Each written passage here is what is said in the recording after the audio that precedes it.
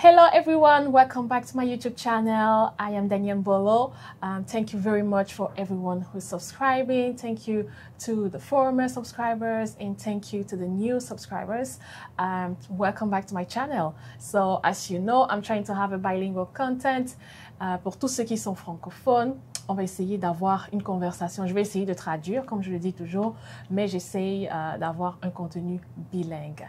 Yes, and as I promised, we'll have more guests on this channel to talk about a lot of topics, different topics that concern immigrants, not only international students or people outside of Canada, but we're trying to have more conversations about what really matters like in Canada. So I hope you appreciate it.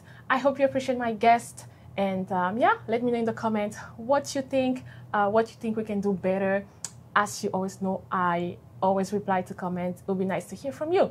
So today we are with a new guest, Rafael. And yes, I think I will pronounce well, it's Gonzalez, right? Rodriguez. Oh! There is a Z in there, so. Oh, okay. Yes. Wait. Okay, the two names? Because... Rodriguez. Okay, so Gonzalez is Richard's name. Yes. Okay. It used to be. Now we're married. Used to be. Okay. Because that's what I used to. Oh my God. Sorry. But nice to know.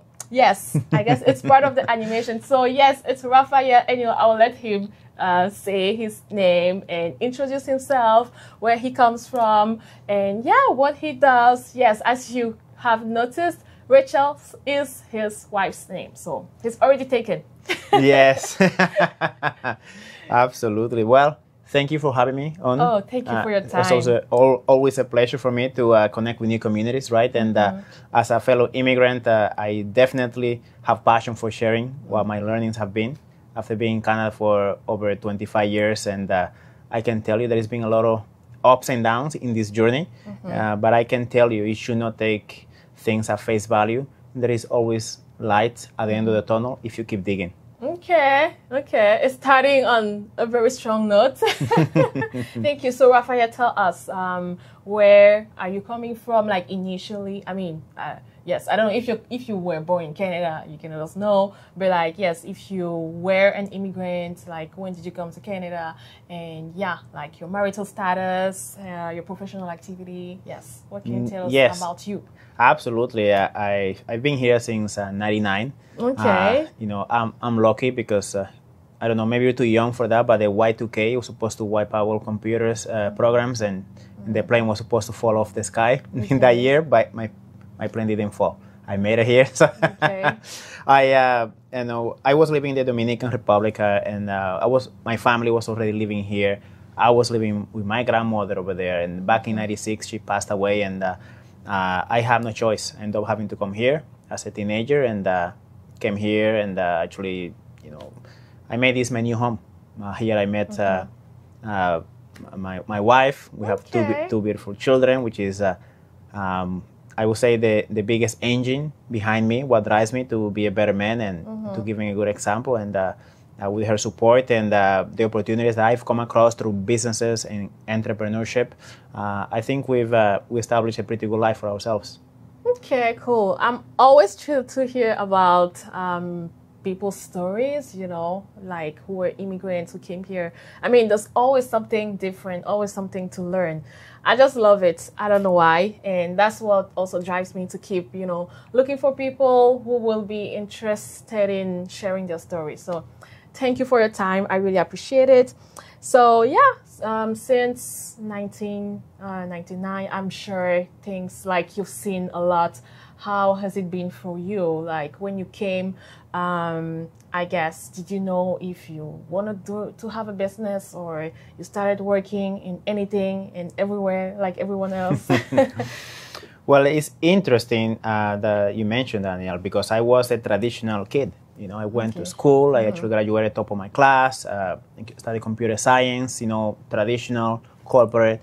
Later, it was basically what my family told me. Hey, go, get a good degrees, climb the corporate ladder and all of that. turns out, Nortel went bankrupt in 2001 here, and the headquarters were right here in Ottawa, the capital of Canada. Yes. There were more than 10,000 people without jobs and experience. So obviously the immigrants with a heavy accent didn't get a job. By the way, the accent is still there, as you can tell. She said this is a bilingual channel for French and English, but I think you're going to have to deal with Spanglish today. So, so yes, there was a lot of, there was no job opportunity in the marketplace. So I ended up working in a restaurant. I started washing dishes. I am a strong believer that you should always do more than what you get paid for. And that work ethic always took me to places. I have never had to make a resume in my life. People bid for me, come work for me, I pay you more kind of thing. Oh. And, but sometimes we fall on comfort. And because I was making good money in the kitchen, I already own a house and all these things, but something happened major in my life. I lost my sister to cancer in 2012. She was 38 years old, and that was when everything was put into perspective in front of me.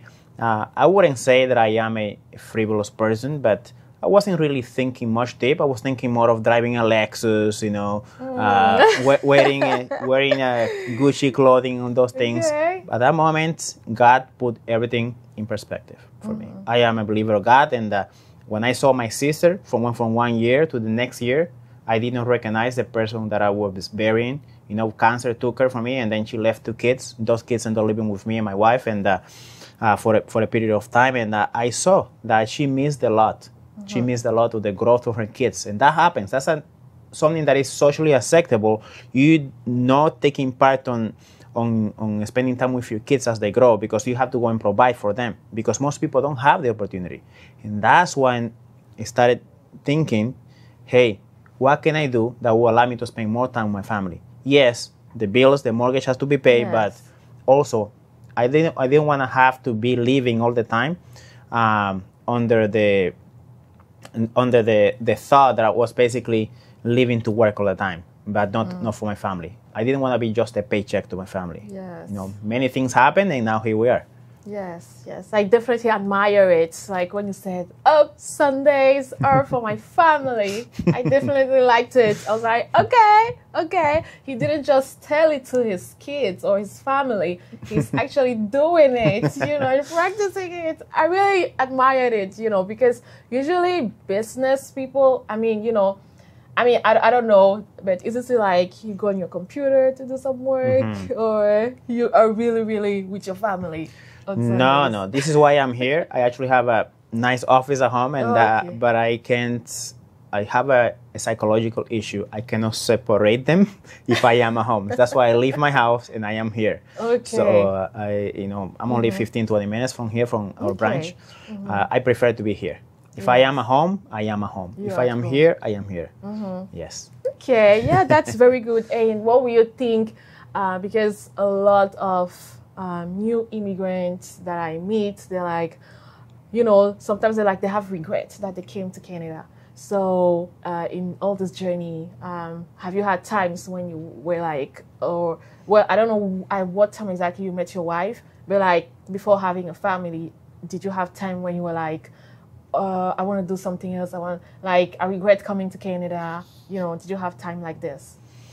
I would tell you that we all get homesick, and what I mean homesick is back homesick. Yeah. That's what I mean, because the mind plays in mysterious ways. Nostalgia is a tricky thing, because nostalgia does 2 things for you. It exaggerates the good of the past and diminishes the bad of the past. So in your mind, you start thinking back home was better when things get hard where you are today. Yes. Okay, so I did face that, but I am a strong believer that the grass is not greener in the neighbor's house. It's not greener in the other side. The grass is greener where you water it. And if I'm living here, I started watering my grass right here. Yeah. Okay, and since then you've just focused on like building the future. Absolutely, and if I were to tell you some of the challenges, that's what you want to know more about that I faced. Yes. Well, I can tell you, as immigrants, we face big challenges coming into a country like this, because new language, new culture, like people don't think about this, but the culture shock is a lot bigger than the language itself. It's people believe that it's race or religion, stuff like that. No, culture is the most important thing that we leave behind when we leave our countries, right? Coming to a country where there is winter, there is high taxes. I don't get to have a beer in the patio because it's illegal, outside public places. It was a big cultural shock for me. Yeah, so I faced that. I would say it was the biggest thing to overcome. But the next thing is that I felt I was less than because I have a heavy accent. I didn't fit. I thought I had to be a type of person to be able to succeed in this country. Also, in business venues, I faced a lot of challenges as well. In real estate, I lost quite a bit of money into the multiple six figures, deals gone bad. You go through all those things, and entrepreneurship is like this. Entrepreneurship is like this. You are in your highs and you are in lows. But some people want to wish this away, the downs. But no, it is part of the wave of it. It's all part of it. You cannot wish the feather away from the chicken. If you want to eat the chicken, it comes with the feathers. Do you know what I mean? Yeah, I know what you mean. Yes. Okay. And now, fast forward, how do you get into entrepreneurship? Has it always been in your mind, and particularly finances? Why finances? How do you get there? Yeah, so, my mother was always an entrepreneur back home, but never clicked me because we were very humble, very, very poor. Like my mom would do anything that she could basically to feed us. She would make clothes, sell clothes. She would collect produce, avocados, and, yuca, cassava, and go sell it, resell it. Like I saw her doing all of this, and I believe that my dad as well was also had this inside of him. Like I saw my dad, he came from nothing pretty much, and he got pretty well off back home until he died at an late age. And so as a young teenager in the Dominican, I remember I used to go flat of eggs, like 30 eggs, go hard boil them, go with salt, hot sauce, and lime, and sell it where people were playing baseball. So I learned to be an entrepreneur, I guess. I did different things. I was shining shoes as a child, back home, and all of that. There was one business where I experienced my first loss, and back home, and that was buying and selling ice cream and popsicles, because I would have two enemies. Number one, the heat. They will melt and I lose money. Or number two, I will eat them. So I started losing that. So to answer your question, I think I already had that inside of me. Okay. But just needed the discipline. Exactly. And when I realized that if I want to spend more time with my kids and I wanted to be free, everyone that I knew that had this, they were entrepreneurs. Nobody was an employee. You can't. It's really hard to become truly free as an employee when they tell you when to be and where to be. Like you mentioned earlier, yes, I don't work on Sundays, but I put a bit of extra time on Saturdays maybe. That most employees, they work Monday to Friday only, they might not do that. So it's not that entrepreneurship is easy, completely the opposite. Entrepreneurship is harder. However, what's on the other side of this is amazing. Just like not working out is a lot easier than working out. But what's in the other side of that, it is worth it, basically. So that's when it started with me. And so I went to school. I started studying music. That was back in 2011-ish, not 2010 actually, music production and all of that. And there was a story that the teacher shared with me. His name was Rick Lazara. I'll never forget this. And he is speaking to the whole class, and he's mentioning that him and his friends were all part of this group, this band, all love music, all applied for music school, and all of them got in except him. And then he said to the class, I was so devastated I couldn't get in, but forever I'll be grateful because I ended working as a electrical engineer. I was able to make more money than all of them. I was able to build my home-based studio, buy the instruments, go on tour with bands, retire early, and now I teach here as a hobby. And that's when it clicked in my mind. In the Japanese philosophy, they say it is okay to do that you hate as long as this provides that one thing that you love. And for me, the goal is to spend more time with my kids and make enough money so I can stay at home with them, basically. And I said, what would allow me to do that? That's when I started researching. I got to find the vehicle. And I came across this company, which is basically completely changed my life. First as a client for the first time ever. I learned how money works. Okay.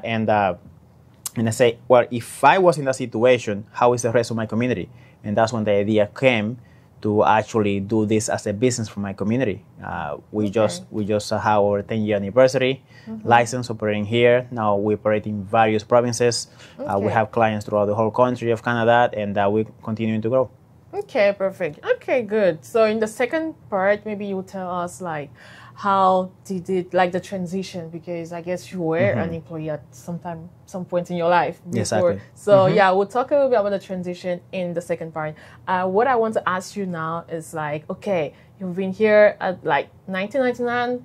It's not a small, I mean, yeah, it's some time. So I wanted to know, what do you think? Do you think Canada has become, like, according to what people are saying, like, do you think the country has become worse, or what do you think about the state of Canada in general? Well, you cannot take everything as a face value, like everything is good or everything is bad. It's bad. Just like anything, some things got better, some things got worse. Definitely, the economy is the worst I've seen it since I've been here. Inflation is the highest. Living expensive through the roof. People cannot afford it to live here in this country. It's one of the most expensive places to live on the planet right now. Yes. Crazy how expensive it is.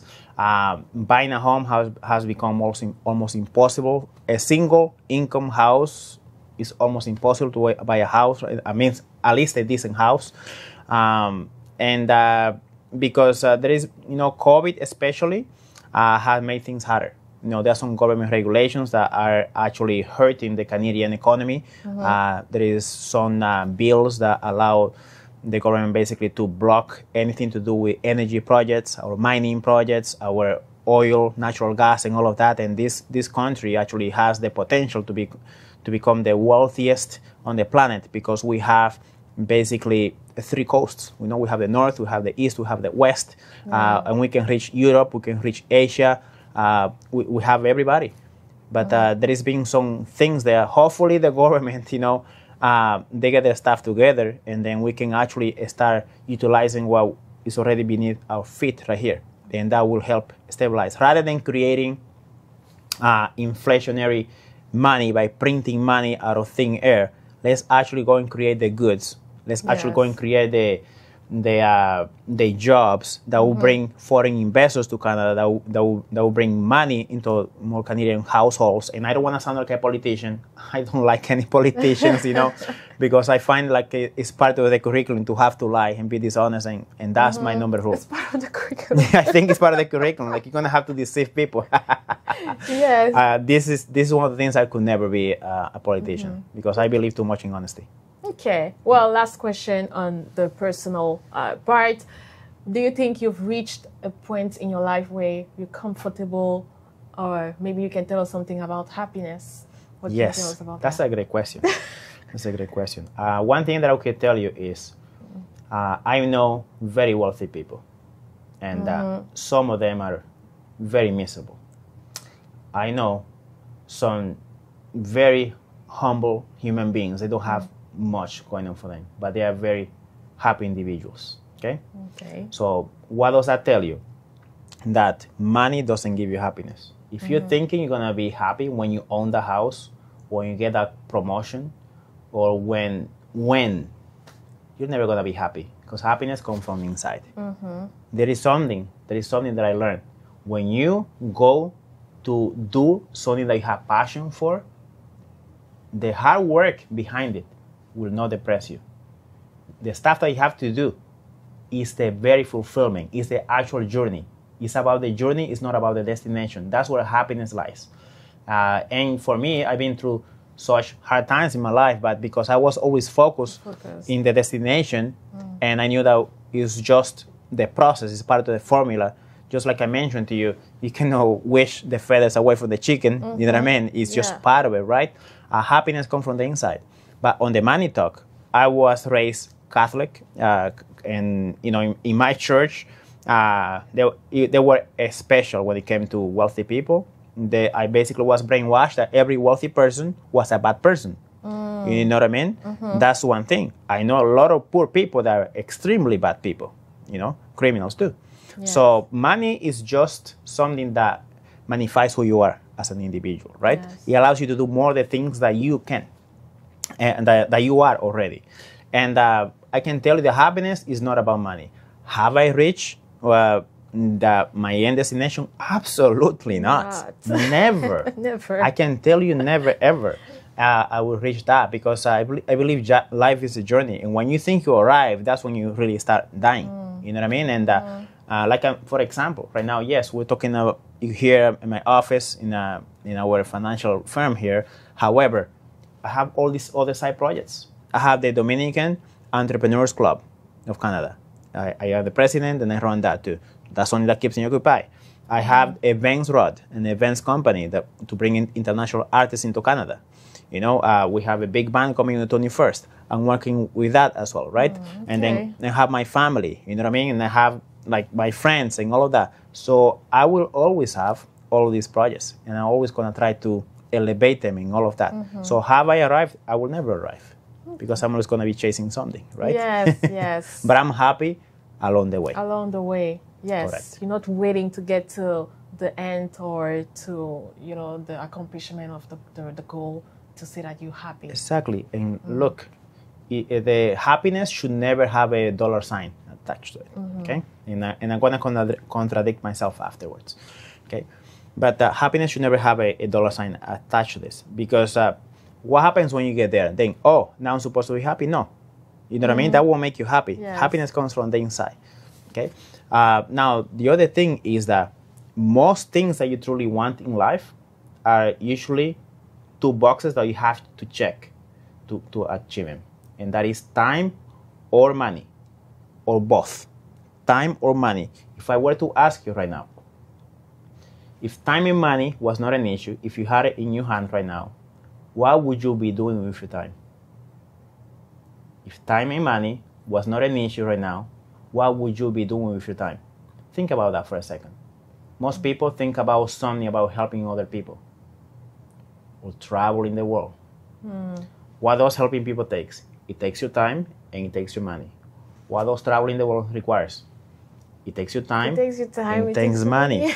So money is literally the magnifier to everything else in our life. Yes. In life, there are 4 plates.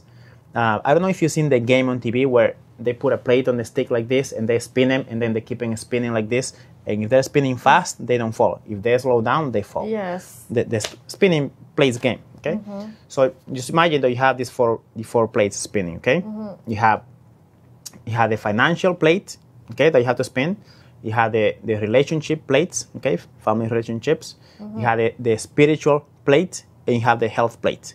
Okay? Yes. All of them, between health, relationships, spirituality, those things are extremely important. But the one that sits at the bottom of them is finances. If you don't have money, you cannot spend time with your kids like I wanted to at home with them, right? If you don't have money, you cannot go and pay for the medicine for the person that needs it. Yeah. If you don't have all the time to give it to a family member that's in the hospital, you have to go to work. So we need to really change our mindset around money. Money, is not a bad thing. Now, the love of money, that's a whole different story. Yes. When you are willing to sell your soul to make money. That is really bad. Yes. And I'll tell you one last thing to finish on the topic. If you read in the Bible, in Matthew, it talks about the meek will inherit the havings. I believe this is probably the most misunderstood phrase in the whole Bible. Because in people's mind, they think you have to be harmless to be able to enter the kingdom. But in reality, if you look at it, even Jesus Christ went to the synagogue and started kicking tables and chairs at some point. You need to have the ability to fight for what you want. That's not what it means. You need to be able to go and do what you have to do to get yourself where you want to be, as long as you're not harming others on purpose, right? Yeah. It's not to sit there and be poor and have nothing, and if God wants, you give it to me. Yes, God provides, but you got to go and do the work. Yes. He gives you the health for you to go and do the work. He might give you the extra bread so you can share with the neighbor, right? Yes. So, but you got to do the work at the end of the day. Yes. Great way to end this first part. If you got the question right, try to think about that, reflect on that for yourself, for your family. I hope you get inspired by that. Stay tuned, les amis. J'espère que vous avez été capable de suivre jusqu'ici avec notre ami Raphaël. Et n'hésitez surtout pas à continuer à regarder la deuxième partie. Stay tuned for the second part. See you in the next video.